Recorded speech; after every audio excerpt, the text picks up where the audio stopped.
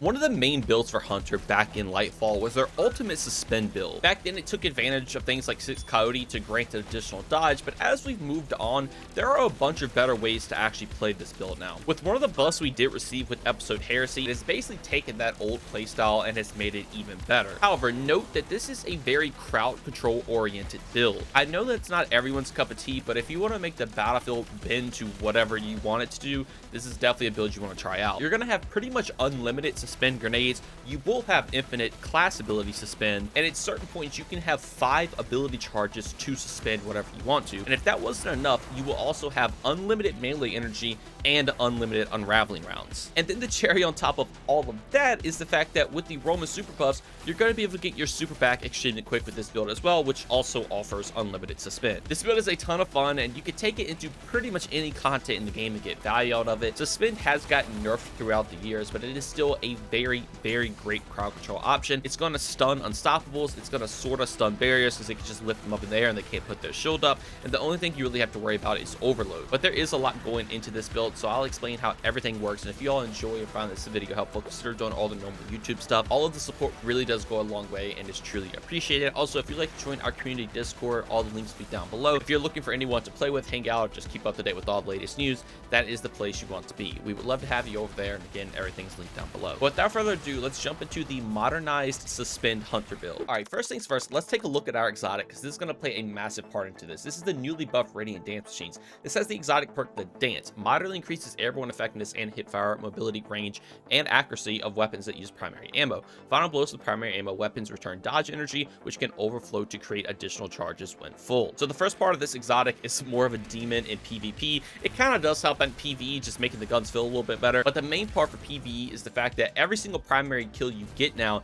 it's going to give you class ability energy. If you have no class ability energy, it's going to give you around 34% every single red bar kill. So just getting 3 kills will fully refill your class ability. But the very cool part is that if you do have max class ability energy, if you do get multi-kills, again, just 3 kills on red bar enemies, you will get another charge. You can stack up to 3 additional class ability charges with this rework, and it is extremely easy to do so. Literally, all you have to do is play the game as you normally would, just get a bunch of kills with your primary weapon, and your dodge is just going to infinitely be coming back, and on top of that, you will just have extra ones to use at your disposal. This exotic rework is honestly very disgusting, and it's going to pair extremely well with some of our aspects. Now, to talk about that, let's jump into the subclass, and our first main aspect is going to be Ensnaring Slam. So activate your air move to consume your class ability energy and dive to the ground, suspending all nearby targets on impact. Using this ability extends class ability cooldown time. So as you just read on that last sentence, that was the way they balanced it out. They would extend the class ability time, but with the Radiant Dance Machines, you have no cooldown anymore. If you're getting kills, again, you will quite literally have this forever. So now you can use your class ability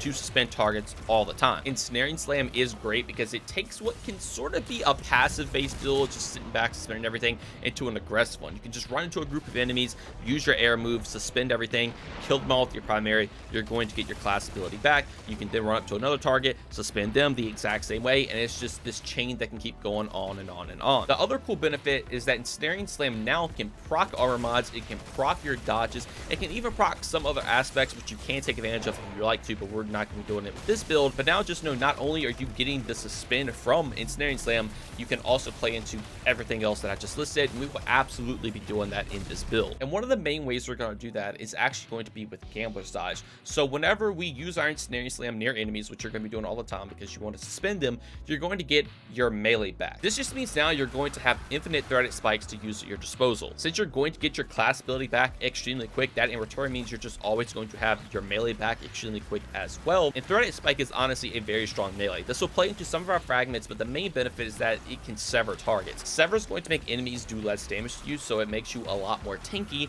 and Sever is also going to play a massive part into our artifact. So again, the loop here is to constantly go for Ensnaring Slams. You're going to activate Gambler's Dodge to get your melee back, and then with Radiant Dance Machines, you're going to constantly have your class ability up to constantly use Ensnaring Slam, and this chain reaction just can keep going on and on and on. But suspending doesn't end there, because we're also going to take Widow Silk. So this is basically just going to give us additional grenade charge. It does some things with grapple, but you don't have to worry about that with this build because we're going to be taking the Shackle Grenade. So now we are quite literally just going to have 2 suspend grenades at our disposal. Like I said at the beginning, if you do build up all the charges with Radiant Dance Machines, that means you will have 2 grenades ready to go, and 3 Ensnaring Slams ready to go. So that is a total of 5 ability charges that can suspend enemies. With some of our fragments and our armor mods, we're going to play further into getting our grenade recharge back. It's not going to be as fast as our class ability or melee, but just know we will get our grenade cooldown back very quick as well. So again, between all 3 of our abilities, we are debuffing an enemy in some way. We are quite literally not making them move with 2 of them, and then the other one is making them do reduced damage. Now for our super, our only option to take is Silk Strike, but this is a very strong super. With the roaming super buffs, you're going to be able to get your super back extremely quick with everything going on in the build,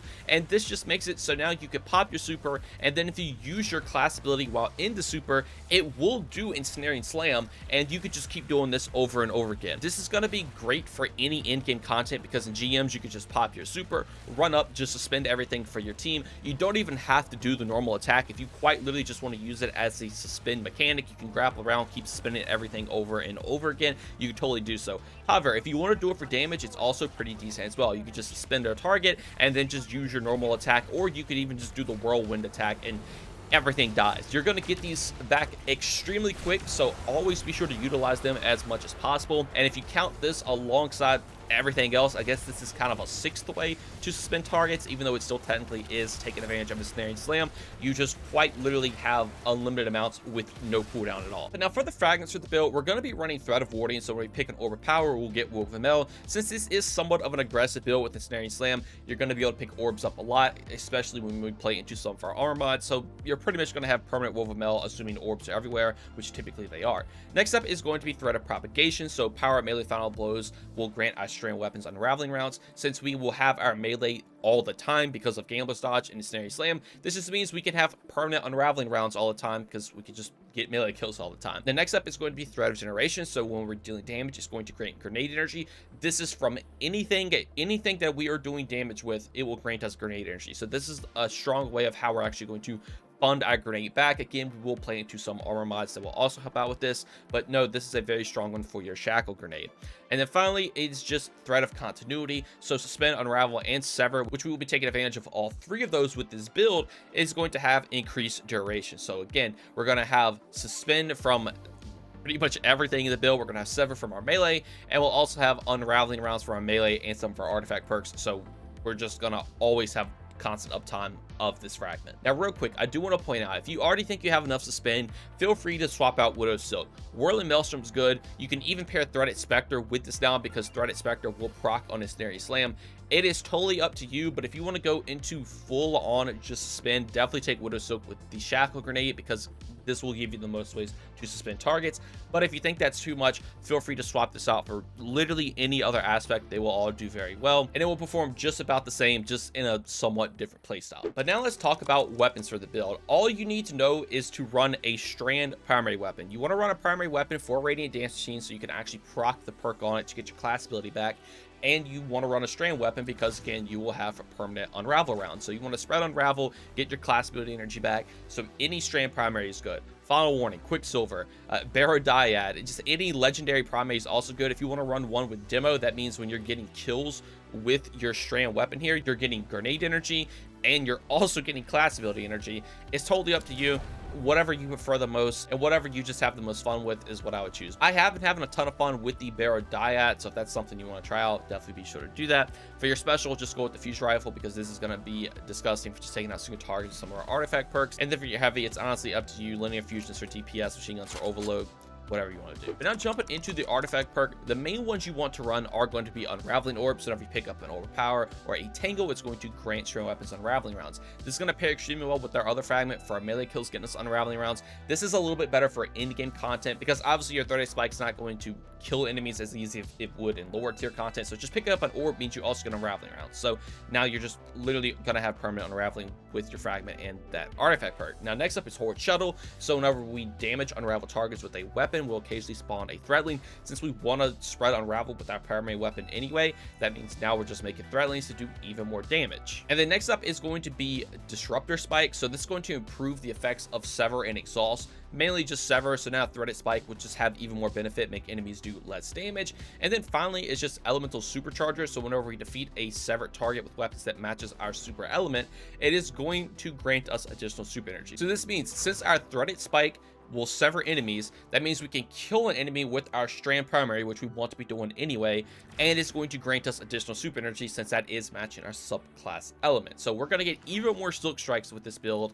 It is honestly just disgusting. As for other little things, obviously particle reconstruction for your linears and fusion rifles. If you want to run photonic flare and have some sort of arc special weapon, you totally could do so, because whenever you defeat a severed target with arc damage, you'll just make a blinding burst. That could be pretty good.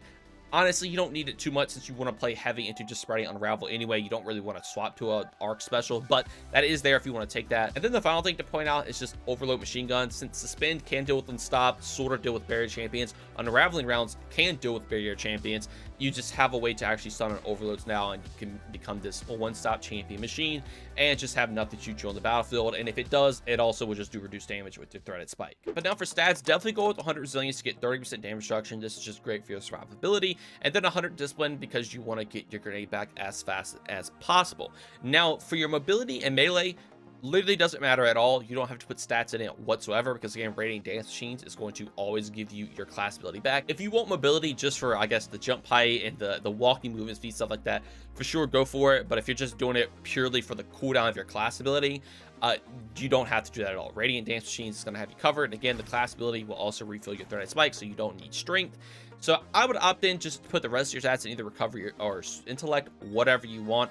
Both would do totally fine. I just go with recovery because if you get out the battlefield, you will have a faster way of healing up a little bit quicker, and you don't really need super energy because of everything else going on in the build. But now for the armor mods, this is what I'm running. If you like to copy them down, but as a closer look, we're going to be running a harmonic siphon, so rapid string up a final blows to create an orb of power. This is going to be great because that orb will also again proc unraveling rounds, a bunch of other stuff going on in the build as well. And then next up is just heavy ammo finder, so we can increase the drop chance of heavy ammo. I typically run an exotic primary with this, something like the barrow-dyad, so you're going to get a lot more benefit out of this, but you could totally swap this to anything else. If you want to run hands-on to get some extra super energy with the threaded spike, that is totally fine to do so as well.